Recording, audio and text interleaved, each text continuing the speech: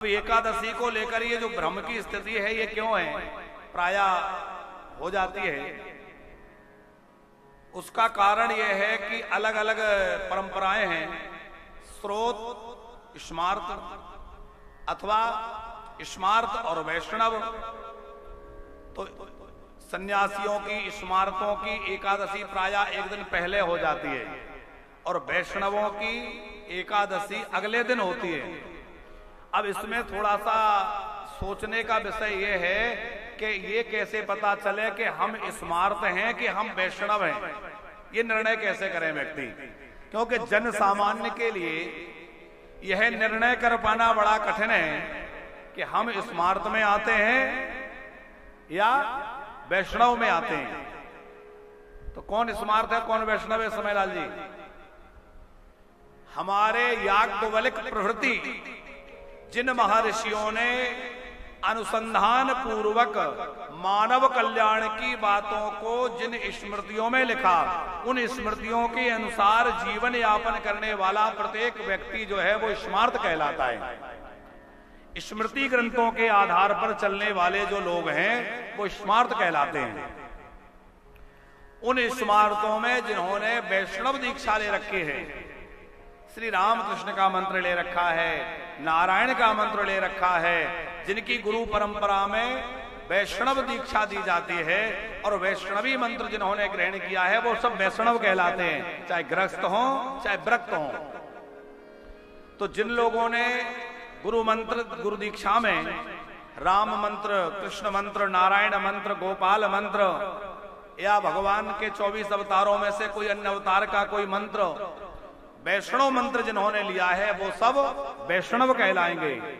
उनके इतर जो जन हैं, अन्य लोग हैं, वो सब स्मार्त कहलाएंगे, लेकिन उसमें भी जो स्मृतियों का पालन करके स्मृतियों के अनुसार चलते हैं। सैव्य, वो जो शिव जी की आराधना करते हैं वो सैव्य कहलाते हैं। तो वो 5 अलग हैं, गाणपत्य, शौर्य, शाक्य, वैष्णव और शैव्य, ये 5 हैं, 5 देवताओं के उपासक। गणेश जी के भक्त जो है वो गाणपत्य कहलाते हैं। सूर्य नारायण के उपासक जो है वो शौर्य कहलाते हैं। देवी के उपासक जो है वो शाक्य कहलाते हैं। शिव जी के उपासक शैव्य कहलाते हैं और विष्णु भगवान रामकृष्ण के उपासक जो है वो वैष्णव कहलाते हैं।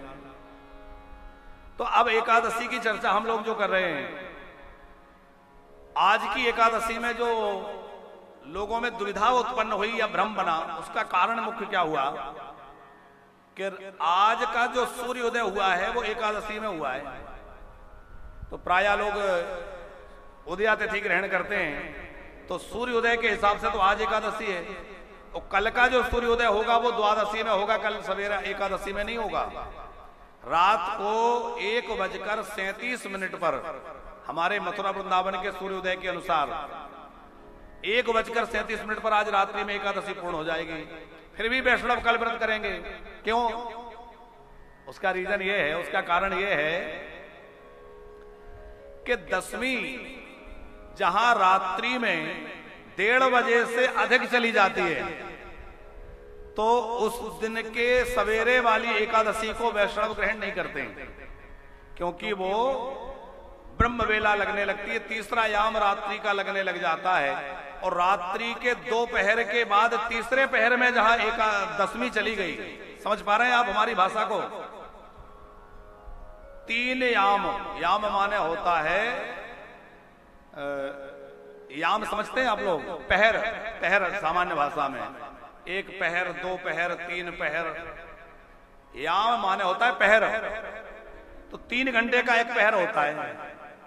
अब जहां 2 पहर रात्रि से ज्यादा अधिक माने तीसरे पहर के उत्तरार्ध तक दशमी चली जाए, तो वहां एकादशी सवेरे नहीं मानी जाएगी, वो दशमी विद्या मान ली जाएगी।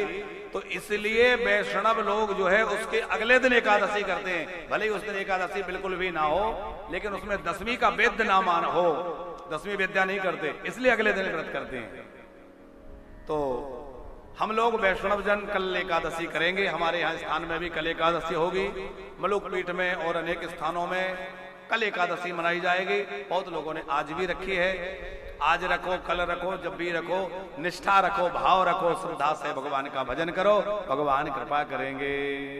बोले भक्त वत्सल भगवान की।